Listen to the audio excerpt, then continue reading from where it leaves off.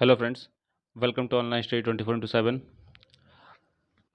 पर्यावरण की super 30 series में 30 क्वेश्चन लेके मैं आया हूँ। जो लोग चैनल पर नए हैं वो चैनल को सब्सक्राइब कर लें। तो चलिए स्टार्ट करते हैं। स्टार्ट करने से पहले कल एक क्वेश्चन मैंने आपको होमवर्क में दिया था। कल मैंने एक क्वेश्चन होमवर्क में दिया था, उसका एक कमेंट आया था, तो उसका आंसर ए है। ठीक है,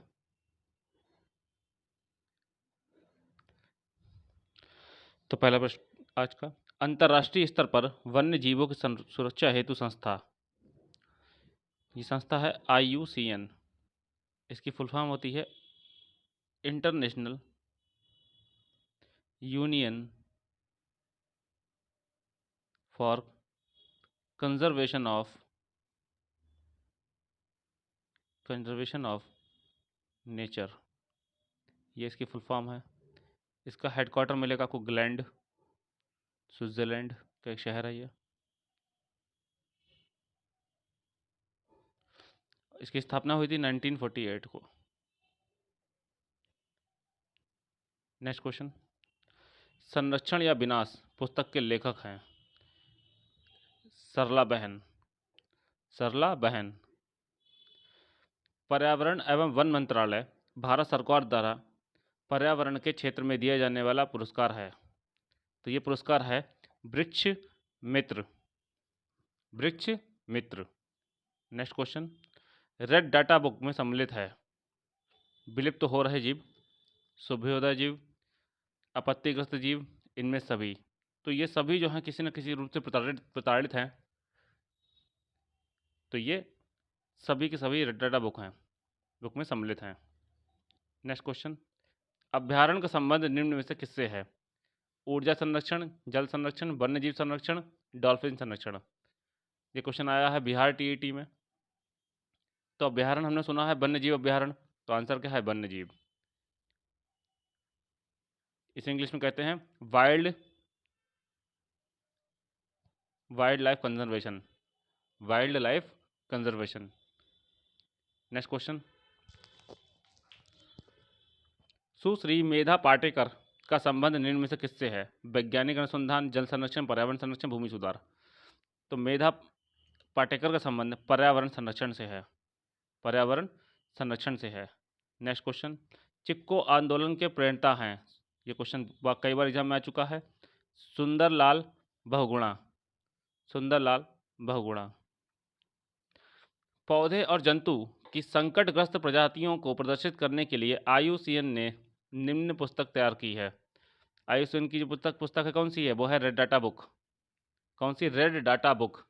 जो स्पेसीज डेंजर में है उनके लिए रेड डाटा बुक तैयार की जाती है। और IUCN के पूरे बारे में पूरी जानकारी मैं प्रश्न नंबर 1 में दे चुका हूँ कि इसका हेडक्वार्टर कहाँ है। एग्ज़ाम से पहले आप इनके चेयरमैन देख लीजिएगा, क्योंकि वो बदलते रहते हैं समय समय में। तो चेयरमैन इतने इंपॉर्टेंट हैं जो आप एग्ज़ाम से पहले देखें। वन्य जीव संरक्षण पर निम्न में से कौन सा असरकारी संघ मतलब NGO समर्पित है? तो ये NGO है WWF for nature Bharat. WWF for nature Bharat. मैंने एक चीज़ नोटिस की कि आप लोग वीडियो देखते हैं ज़रूर, लेकिन पूरा नहीं देखते हैं। इन क्वेश्चंस को एक नोट्स बनाएं। ये क्वेश्चन बार बार एग्जाम में आए हुए हैं, इसलिए इनके नोट्स प्रॉपरली बनाएं। नेक्स्ट क्वेश्चन, एक अध्यापक मेधा पाटेकर व अमृता देवी बिश्नोई के योगदान पर बोल रहा है, क्योंकि दोनों का संबंध जल संरक्षण आंदोलन से है? नहीं। मेधा पाटेकर के बारे में पता है, पर्यावरण से हैं। तो किससे हैं ये? पर्यावरणीय मुद्दों पर। Answer C। एक नया नाम इसमें सामने आया है, अमृता देवी बिश्नोई, याद रखिएगा ये लोग। जीव मंडल आरक्षित परिरक्षण क्षेत्र है घास स्थल के, कृषि उत्पादन के, वायुमंडलीय संतुलन के, अनुवांशिक विभिन्नता के। तो किसके हैं ये हैं अनुवांशिक विभिन्नता के। नेक्स्ट क्वेश्चन, जब ध्रुव से भूमध्य रेखा की ओर बढ़ते हैं तो जैव विविधता बढ़ती है। क्यों? वर्षा अधिक होती है। अगर हम भूमध्य रेखा की तरफ आएंगे तो वर्षा अधिक होगी, ट्रॉपिकल एवरग्रीन फॉरेस्ट मिलेंगे, और ट्रॉपिकल एवरग्रीन फॉरेस्ट में जैव विविधता बढ़ेगी। ट्रॉपिकल एवरग्रीन फॉरेस्ट को हिंदी में कहते हैं उष्णकटिबंधीय सदाबहार वन। नेक्स्ट क्वेश्चन, सामाजिक वानिकी का उद्देश्य है पर्यावरणीय सामाजिक ग्रामीण विकास में मदद के उद्देश्य से वनों का प्रबंधन,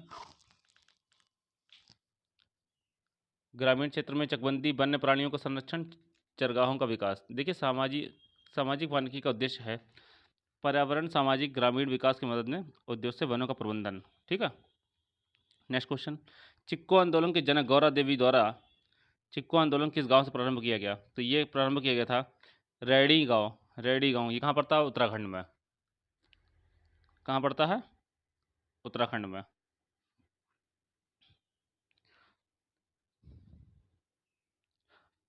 तरुण भारत संघ के राजेंद्र सिंह को किस कार्य के लिए मैग्सेसे पुरस्कार दिया गया?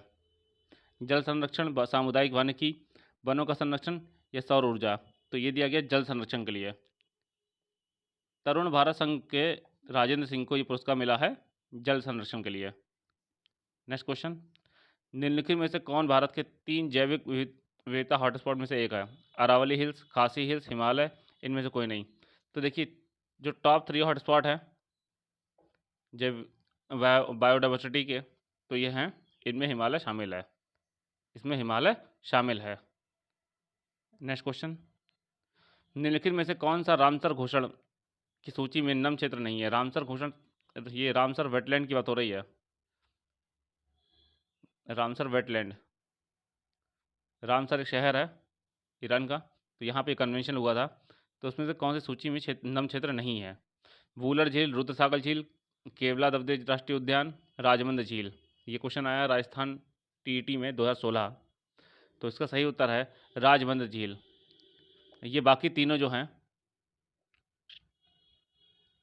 ये बाकी तीनों ये रामसर वेटलैंड में आते हैं। ठीक है। Next question, red data book अथवा रेड लिस्ट का संबंध किससे है? ये किससे है? IUCN से, IUCN। नेक्स्ट क्वेश्चन, विश्व पर्यावरण दिवस कब मनाया जाता है? 5 जून। निम्नलिखित में से कौन सी जैव विविधता के संरक्षण के लिए महत्वपूर्ण रणनीति है? जैव मंडल रिजर्व, वनस्पतिक उद्यान, राष्ट्रीय पार्क, जंगली जंतु अभ्यारण्य। तो देखिए बायोडाइवर्सिटी के लिए जैव मंडल रिजर्व सबसे इंपॉर्टेंट रणनीति होगी है। नेक्स्ट क्वेश्चन, निम्नलिखित पराबैंगनी किरणों में से कौन सा अधिक हानिकारक है? UVA, UVB, UVC या फिर इनमें से कोई नहीं। तो UVC सबसे ज़्यादा हानिकारक है, ध्यान रखिएगा। UVC सबसे ज़्यादा हानिकारक है।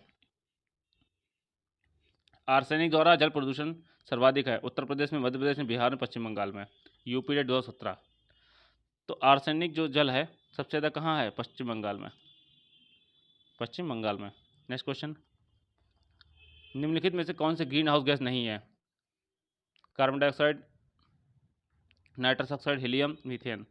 तो इसमें हीलियम ग्रीन हाउस गैस नहीं है। क्वेश्चन को ध्यान रखिएगा, जब भी सवाल में नहीं आए तो नहीं को पहले अंडरलाइन कर लो, उसके बाद क्वेश्चन पढ़ना स्टार्ट करें आप लोग, क्योंकि नहीं एक ऐसा वर्ड होता है जो क्वेश्चन को गलत कर देता है हम लोगों में। जल्दी में हम लोग नहीं ध्यान रखते हैं। ध्वनि प्रदूषण का मापन किस इकाई द्वारा किया जाता है?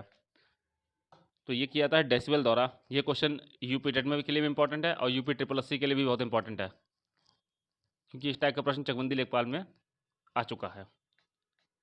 नेक्स्ट क्वेश्चन, अंतर्राष्ट्रीय ओजोन दिवस कब मनाया जाता है? अंतर्राष्ट्रीय, 4 ऑप्शन गलत है इसमें। सही आंसर है 16 सितंबर। 16 सितंबर, शायद यहाँ मिसप्रिंट रहा होगा। ठीक है, ये सही आंसर है। नेक्स्ट क्वेश्चन, निम्नलिखित ईंधनों में से कौन सा न्यूनतम पर्यावरण प्रदूषण उत्पन्न करता है? डीजल, पेट्रोल, हाइड्रोजन, कोयला। तो देखिए सबसे कम जो प्रदूषण क्रिएट करता है वो है हाइड्रोजन। तो हाइड्रोजन से बस वगैरह भी चल रही हैं साउथ इंडिया में। नेक्स्ट क्वेश्चन, निम्नलिखित किस गैस के कारण भोपाल गैस त्रसित हुई थी? बहुत पुराना क्वेश्चन है, कई बार आ चुका है, आज भी एग्जाम में आता है। तो इसका आंसर है मिथाइल आइसोसाइनेट। Methyl isocyanate. और ये क्लोरोफ्लोरोकार्बन जो गैस है ये फ्रिज के पीछे से निकलती है। ठीक है।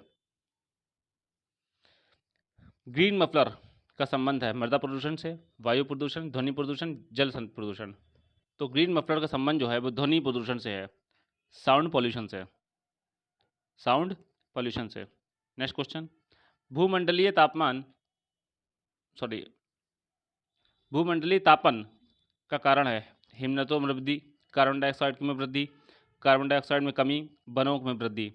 तो देखिए जो भूमंडलीय तापन है इसकी कारण क्या है, कार्बन डाइऑक्साइड की वृद्धि, और यकीन मानिए ये सिर्फ 0.04% है कार्बन, और इसमें जो वृद्धि हुई है वो हुई है सिर्फ और सिर्फ इसके, अगर ये इसको हम 100% मान लें, अगर हम इसको 100% मान लें तो इसका सिर्फ 3% इंक्रीमेंट हुआ है, तब ये ग्लोबल वार्मिंग के कारण हो रहा है ये।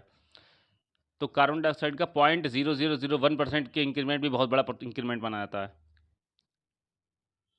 और आज का आखिरी सवाल, गंगा एक्शन प्लान को लाने का उद्देश्य निम्नलिखित में से किस सुधार के लिए हेतु है? जल की गुणवत्ता, जल का वेग, जल की प्रचुरता, जल का तापमान। तो गंगा एक्शन प्लान जो है जल की गुणवत्ता सुधारने के लिए है। ठीक है, आज का वीडियो हम यही समाप्त करते हैं, कल फिर 30 क्वेश्चन लेके आएंगे। Thanks to all of you.